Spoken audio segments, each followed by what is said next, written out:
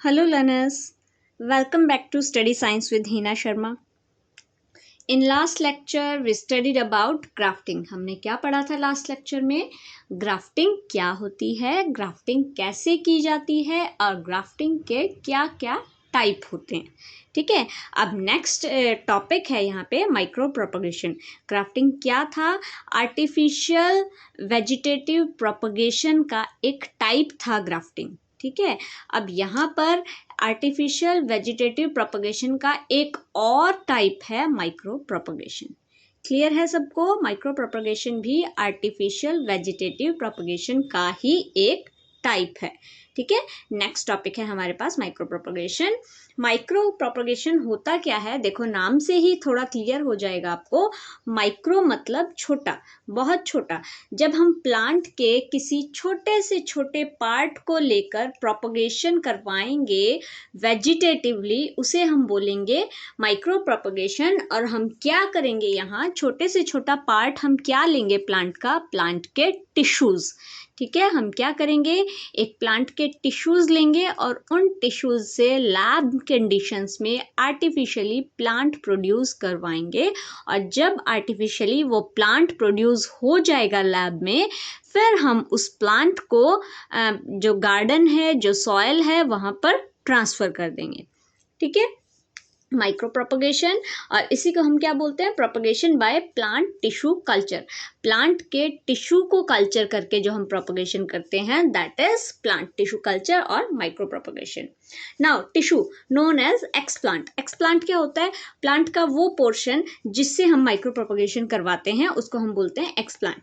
For example, ये एक leave है. ठीक है, ये एक लीव है. अब अगर मैंने लीव का यहाँ से एक पोर्शन काट के निकाला और इसमें से मैंने टिश्यूज़ एक्सट्रैक्ट किए. ठीक है, और मैंने इन टिश्यूज़ को यूज़ किया माइक्रो प्रोपगेशन करने के लिए. तो ये जो टिश्यूज़ थे, इनको हम कहेंगे एक्सप्लांट.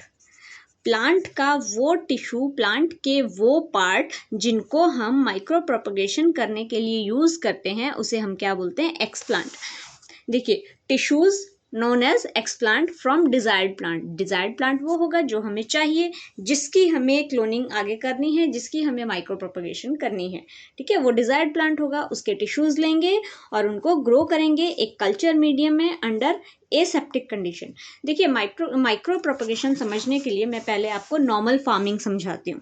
ठीक है, देखो, जब एक फार्मर किसी भी प्लांट को ग्रो करता है, ठीक है, वो क्या करता है? मैं एक मोटा मोटा सा एक जनरल सा आपको बता रही हूँ.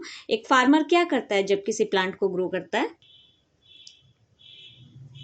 फार्मर सीड्स लेगा और जा करके अपने जो फील्ड है, उसके जो खेत हैं, वहाँ पर जाके, अपने फार्म जो है वहाँ जाके क्या करेगा वो किसान? उन बीजों को, उन सीड्स को स्पिल कर देगा सैंड में. अच्छी तरह से बीज बो देगा, जर्मिनेशन के लिए बीज लगा देगा. ठीक है, यही करता है किसान. उसके बाद वो क्या करता है? देखो, सबसे पहले उसने सीड्स जो थे वो फार्म में डाले. ठीक है, सीड्स डालने के बाद वो उस मिट्टी में क्या करता है? पानी देता है, वाटरिंग करता है और साथ में खाद डालता है. ठीक है, जिसको हम क्या बोलते हैं? फर्टिलाइजर्स. ऑर्गेनिक हो या फिर केमिकल फर्टिलाइजर हो, what ever it may be. पर उसके बाद वो क्या करता है? उसे फूड प्रोवाइड करता है. दैट इज, वहाँ पर वो न्यूट्रिएंट मीडिया देता है, फर्टिलाइजर प्रोवाइड करता है. ठीक है, फर्टिलाइजर प्रोवाइड करने के बाद वहाँ पे वो इंसेक्टिसाइड्स डालता है. इंसेक्टिसाइड्स डालने के बाद वो पेस्टिसाइड्स भी डालता है. ठीक है, ताकि किसी तरह का कोई कीड़ा, कोई बैक्टीरिया, कोई वायरस उसके प्लांट को, उसकी फसल को ख़राब ना कर दे. इन सब चीज़ों से बचा करके रखने के लिए वो वहाँ पे इंसेक्टिसाइड एंड पेस्टिसाइड्स का इस्तेमाल करता है, यूज़ करता है. ठीक है, उसके बाद जब वो प्लांट बड़े हो जाते हैं, तब वो उनमें से फ्रूटिंग बॉडी, जो भी उसे चाहिए, जो भी चीज़ है, वो निकाल लेता है. क्लियर है सबको? यही नॉर्मली होता है फार्म में. अब देखिए, माइक्रो प्रोपगेशन में भी हमें यही सब करना है, लेकिन आर्टिफिशियली. ठीक है, मैं वन बाय वन आपको यहाँ से पढ़ाती जा रही हूँ और वन बाय वन में ये सारी चीज़ें आपको क्लियर करती जा रही हूँ. अब देखिए, सबसे पहले हम क्या करेंगे इस मेथड में, टिश्यूज लेंगे जिनको हम एक्सप्लांट बोलेंगे। From the desired plant is grown on a tissue medium in a culture medium under aseptic conditions. ठीक है, ये देखो हमने क्या किया, लैब में हमने बिल्कुल इसी प्रोसेस को हम लैब में करेंगे, जो फार्मर खेत में अपने फार्म में करता है, ठीक है, हम बिल्कुल वही प्रोसीजर अब लैब में करेंगे। हमने क्या किया, फॉर एग्जांपल ये एक लीव था, ठीक है, हमने ये लीव तोड़ा और लीव में से टिश्यू एक्सट्रैक्ट कर लिए। हमने इस लीव में से टिश्यू एक्सट्रैक्ट कर लिया, ठीक है, जैसे यहाँ पे सीड था वैसे ही यहाँ पे स्टार्ट होगा टिश्यूज से। हमने ये टिश्यूज एक्सट्रैक्ट कर लिए। फिर हमने क्या किया, यहाँ पे वाटर दिया था, फूड दिया था, ठीक है। लैब में साइंटिस्ट क्या करेंगे, इसको एक पेट्री डिश में, एक पेट्री प्लेट में ट्रांसफ़र कर देंगे इस टिश्यू को, और वहाँ पे एक सेमी सॉलिड मटेरियल होगा, सेमी सॉलिड जेल जैसा मटेरियल होगा जो अगार अगार होता है, और फर्दर बहुत सारे टाइप के अवेलेबल होंगे आपके पास बेसिस। उस मीडियम में न्यूट्रिएंट्स डाले जाते हैं, required amount of nutrients add करेगा, ठीक है, और required amount of hormones add करेगा, और इस टिश्यू को उसके ऊपर रख देगा। With the passage of time ये टिश्यू क्या करेगा, यहाँ से इस मीडिया से, ये जो पेट्री डिश थी, ये जो प्लेट थी, यहाँ से न्यूट्रिएंट एब्जॉर्ब करेगा, वाटर एब्जॉर्ब करेगा, हार्मोन्स एब्जॉर्ब करेगा, और किस में कन्वर्ट हो जाएगा, कैलस में, अनडिफ्रेंशिएटेड मास ऑफ सेल्स में, ठीक है। अब यहाँ पे अनडिफ्रेंशिएटेड वर्ड क्यों इस्तेमाल किया मैंने, अनडिफ्रेंशिएटेड क्या होता है, जब सेल को कोई पर्टिकुलर काम असाइन जब तक नहीं किया जाता तब तक वो अनडिफ्रेंशिएटेड होता है। फॉर एग्जाम्पल, अगर जैसे एक जाइगोट होता है, ठीक है, फर्टिलाइजेशन हुई तो जाइगोट फॉर्मेशन हुई, जाइगोट फॉर्मेशन के बाद फिर आगे फर्दर ब्लास्टुला बनता है, मोरुला बनता है, ठीक है, गैस्ट्रुला बनता है, बहुत सारी स्टेजेस होती है। फिर उसके बाद धीरे धीरे जो ऑर्गेनिज्म होते हैं उसके बॉडी पार्ट बनने स्टार्ट होते हैं, किडनी बनती है, हार्ट बनता है।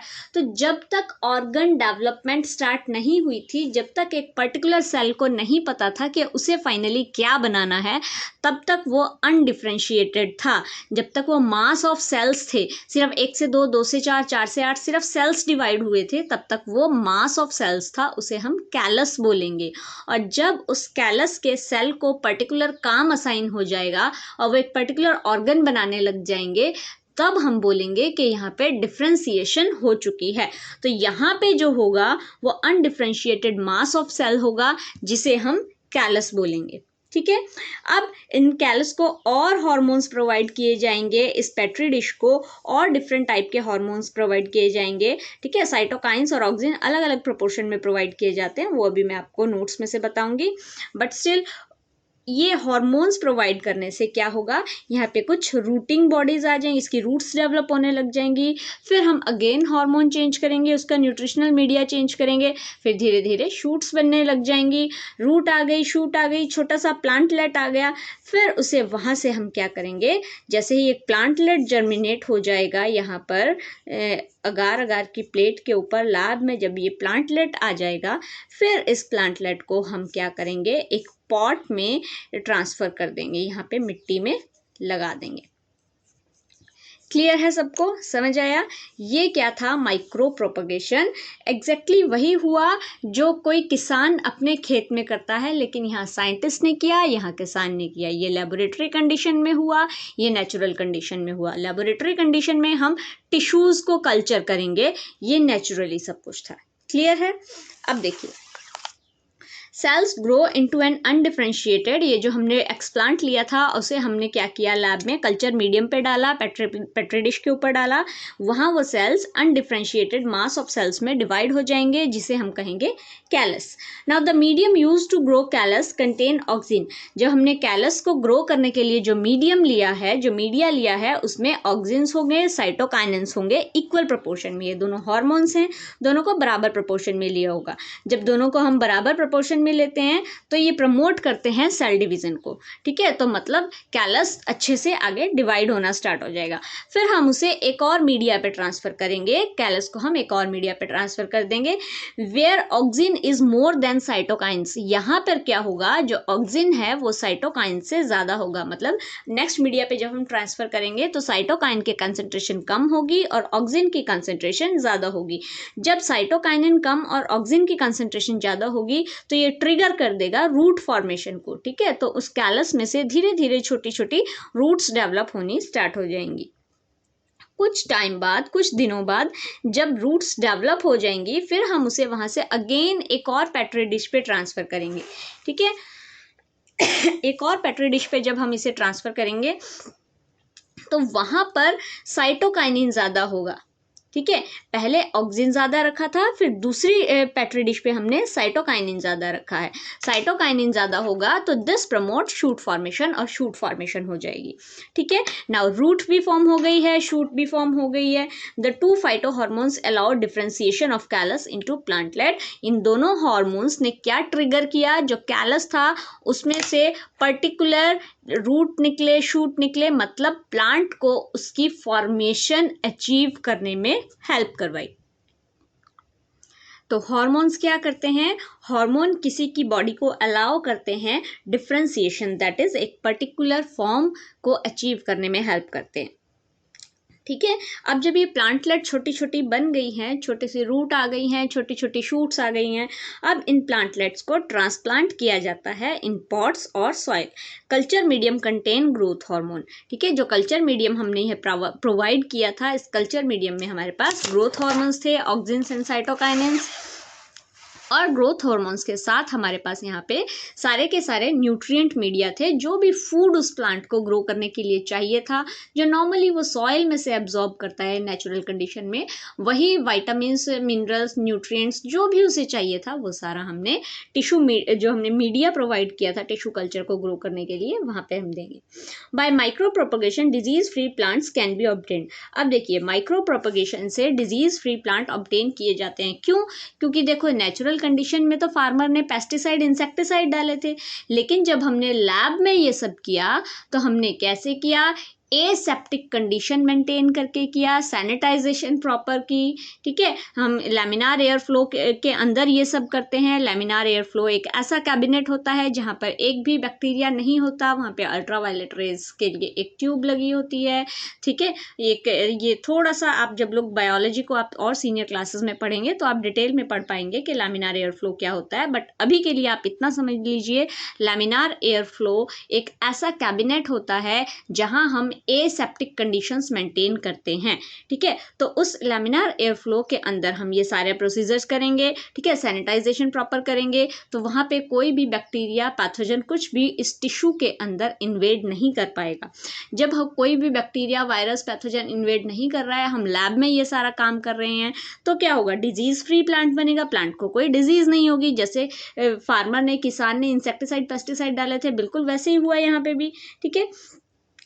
इस मेथड से हैप्लॉइड प्लांट बनाए जा सकते हैं। ऑब्वियसली हम जैसा टिश्यू लेंगे वैसा ही होगा, जैसे हम स्टार्टिंग कल्चर लेंगे वैसा ही ऑर्गेनिज्म बन जाएगा। तो इस मेथड की हेल्प से हम हैप्लॉइड प्लांट्स बना सकते हैं। Can also be obtain which are used for research purposes. The plants are grown by tissue culture have a shorter life cycle. एक इंपॉर्टेंट चीज़ यहाँ पे है, जो टिश्यू कल्चर से प्लांट ग्रो किए जाते हैं, इनकी लाइफ साइकिल जो है वो छोटी होती है, ठीक है। ये ध्यान रखने वाली चीज़ है। Now it is commonly done for orchid. Examples क्या हैं, ऑर्चिड्स में होते हैं, कार्नेशंस में होते हैं, ग्लैडियोलस में होते हैं, क्राइजेंथेमम, डहेलिया, ये बहुत सारे एग्जाम्पल्स हैं जिनमें नॉर्मली माइक्रो प्रोपगेशन किया जाता है। नाउ ये हमारे पास सारे वेजिटेटिव प्रोपगेशन के मेथड्स कंप्लीट हुए अभी तक, चाहे वो नेचुरल मेथड्स थे चाहे वो आर्टिफिशियल मेथड्स थे, लेकिन हमारे पास वेजिटेटिव प्रोपगेशन के मेथड्स कंप्लीट हो गए।